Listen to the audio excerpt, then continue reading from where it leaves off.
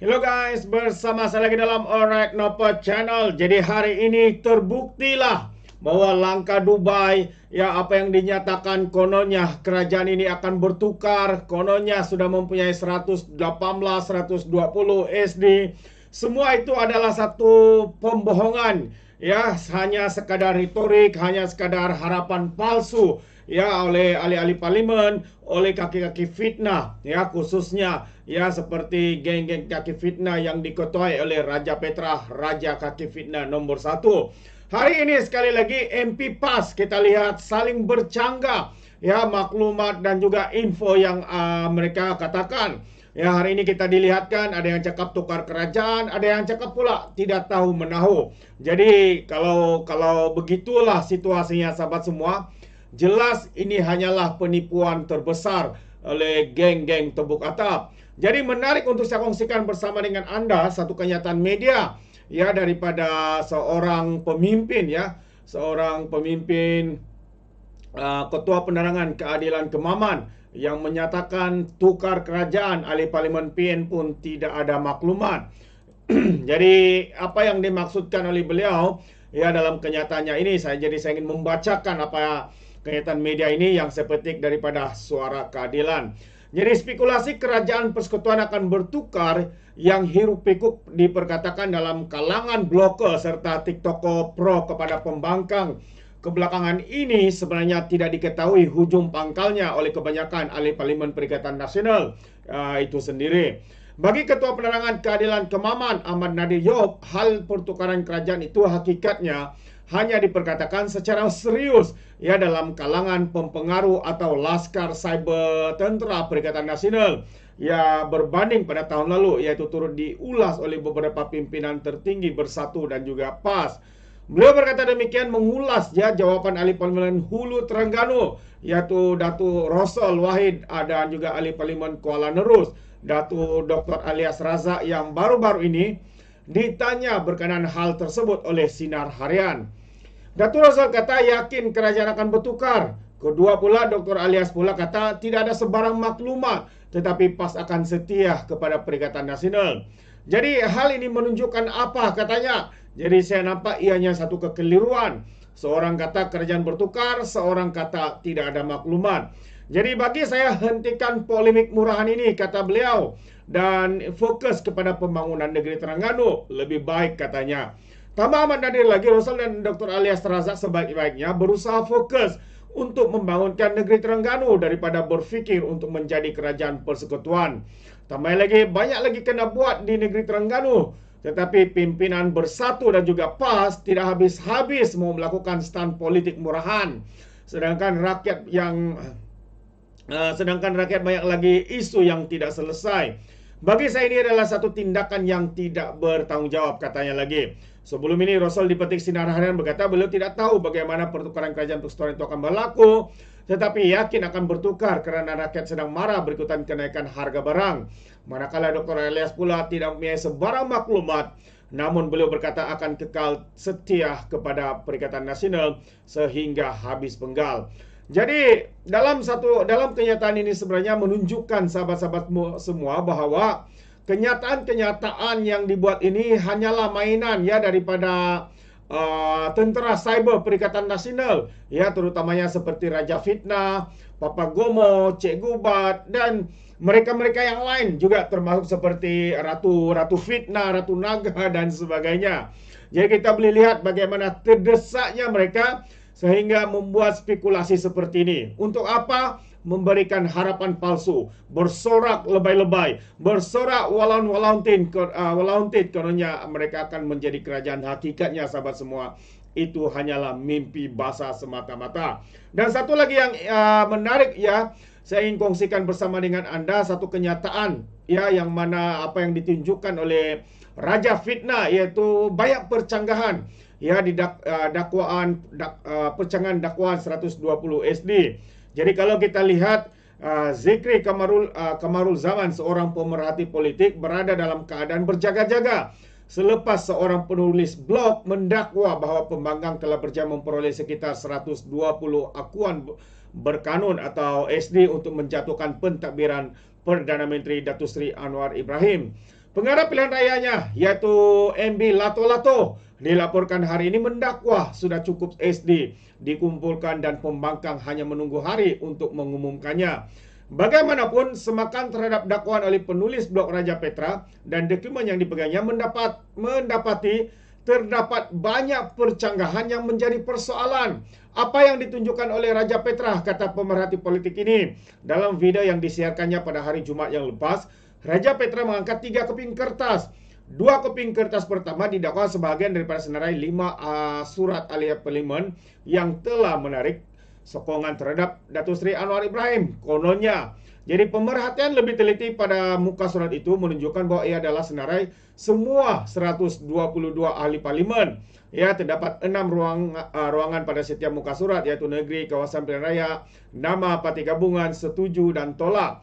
Jadi di bawah dua lajur terakhir, pilihan ahli parlimen dinyatakan dengan menyerlakan sama ada lajur setuju atau tolak berwarna putih. Manakala lajur yang satu lagi dikelabukan. Itu dia. Jadi ini antara kalau sahabat-sahabat boleh nampak, ini antara surat ya. Kononnya yang diviralkan oleh Raja Fitnah ini. Antaranya UMNO ada 11 orang, MC ada 2 orang, MIC ada 1, totalnya ada 14 orang. Muda 1, warisan 3, GPS 23, JRS, KDM Sabah, bebas dan sebagainya. Jadi totalnya 123. Jadi mana betul? Ada 118, ada yang kata 122, ada yang kata 123. Hakikatnya sahabat semua, ini adalah satu pembohongan. Saya sendiri kalau saya type apa yang dibuat seperti yang dibuat oleh Raja Fitnah ini, hanya saya sendiri pun boleh buat. Tetapi saya tidak lakukan karena itu adalah satu perkara yang salah. Ya, adalah satu berita palsu yang diviralkan, tidak ada kesahihannya. Karena apa? GPS ya tersenarai dalam kertas yang dipamerkan oleh Raja Fitnah ini. Kononnya 23 ahli parlimen menyokong Perikatan Nasional ya bersama-sama untuk menubuhkan kerajaan baru. Semua itu adalah satu mimpi basah. Karena apa? Kita sering mendengar ya penegasan ya daripada komitmen daripada Abang Jo, Premier Sarawak, menyatakan mereka tidak ada kena mengena dan mereka tidak melayan. Mereka bukannya paloi, mereka bukannya bodoh untuk menyokong Perikatan Nasional ya yang ada PAS yang dibenci oleh rakyat Borneo, Sabah dan Sarawak karena dikatakan ekstrim, menunggang agama, menunggang bangsa ya. Dan juga dalam itu juga adanya GRS ya, dan hari ini kita lihat GRS juga sebenarnya telah pun memberikan komitmen mereka tidak akan memberi sokongan kepada pembangkang hari ini. Jadi kalau mereka mengatakan ini adalah SD yang betul, saya percaya itu adalah satu ciptaan, rekaan semata-mata. Jadi berapa jumlahnya? Jadi menurut kertas ketiga yang ditunjukkan oleh Raja Fitnah ini, penyokong SD termasuk 14 daripada BN, UMNO 11, MC 2 dan MIC 1. Senarai yang dikatakan itu juga mendakwa mudah, GPS, PBM, JRS, warisan dan juga 3 ahli parlimen bebas Sabah akan turut menyokong kerajaan pimpinan Perikatan Nasional. Selanjutnya, senarai itu mendakwa bahwa 3 daripada 5 ahli parlimen bersatu yang mengisytiharkan sokongan kebenaran telah menarik balik sokongan mereka menjadikan pembangkang, dikatakan mempunyai 123 ahli parlimen.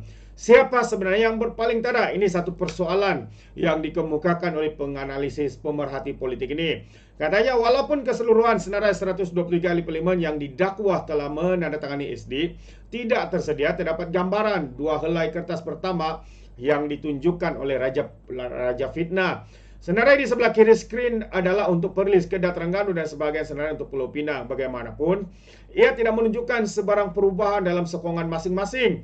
Sementara itu halaman sebelah kanan skrin lebih sukar dibaca tapi dipercaya menunjukkan sebagian senarai Johor serta Sabah.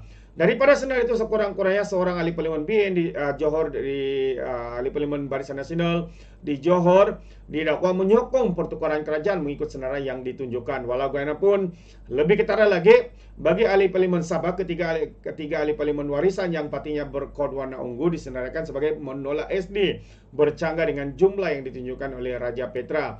Jadi tiada seorang pun daripada warisan yang menarik balik sokongan kepada kerajaan perpaduan, kata ahli parlimen Kota Bulut dari warisan, iaitu Isna Raisah Munirah, ya. Beliau telah pun membuat satu kenyataan bahwa apa yang dikatakan kononnya, ya, ahli parlimen daripada Warisan memberikan sokongan, ya, kepada Perikatan Nasional untuk menjadi kerajaan, itu adalah satu pembohongan sekali lagi. Apabila Munirah YB Kota Belud, ya, MP Kota Belud, ya, menafikan segala dakwaan yang dinyatakan ini. Ya, katanya tidak ada satupun, ya, ahli parlimen Warisan yang mahu menyokong seperti mana yang ditunjukkan oleh Raja Fitnah ini, sahabat-sahabat semua. Jadi sementara itu saudara itu menunjukkan bahwa 6 ahli parlimen JRS dari Sabah serta 2 lagi ahli parlimen BN Sabah didakwa menyokong langkah itu. Ini termasuk ahli parlimen daripada BN yang tidak tersenarai dalam pengiraan Raja Petra. Malaysia kini cuba mendapatkan maklum balas daripada mereka yang terlibat dalam senarai itu. Jadi ketika dihubungi, Presiden PBM dan ahli parlimen tunggal iaitu Larry Seng berkata, dia tidak pernah mendekati untuk menandatangani sebarang SD. Ia hanya kabar angin, katanya. Jadi sekali lagi kantoi segala penipuan yang dilakukan oleh Raja Fitnah ini. Ya, bagaimana keadaan di Sabah? Satu persoalan yang baik. Jadi percanggahan dalam dokumen Raja Petra nampaknya mengesahkan dakwaan ahli Majlis Tertinggi UMNO Lokman Adam bahwa Warisan dan JRS tidak akan menyertai langkah politik yang dispekulasikan itu. Jadi tinjauan sepintas lalu di media sosial menunjukkan Warisan dan JRS nampaknya bertelaga ketika momentum untuk pilihan raya negeri Sabah yang akan datang semakin meningkat. Jadi sementara itu tidak ada tanda-tanda bahwa JRS yang mempunyai seorang menteri dan seorang timbalan menteri dalam kerajaan dalam Kabinet Anwar tidak berpuas hati dengan Perdana Menteri. Jadi kerajaan negeri Sabah minggu lalu mendapat sokongan daripada Dewan Undangan Negeri untuk memulakan proses panjang bagi mengambil alih Sabah Electricity Sdn Bhd SESB, satu langkah yang telah dipersetujui oleh pentadbiran Datuk Seri Anwar Ibrahim. Bagaimana pula dengan Sarawak? Premier Sarawak Abang Jo mengetahui GPS pada 1 Januari berkata bahwa perubahan dalam kerajaan buang masa. Dia juga sebelum ini pernah berkata, apa yang penting ialah kestabilan politik kerajaan persekutuan. Kita bersaing dengan negara jiran kita untuk menarik pelaburan. Tapi jika Malaysia berada dalam krisis politik, siapa yang mau melabur negara ini? Soalnya, tanpa GPS dan 23 ahli parlimennya, adalah mustahil untuk PN mencapai 112 angka sokongan ahli parlimen yang diperlukan untuk membentuk majoriti muda.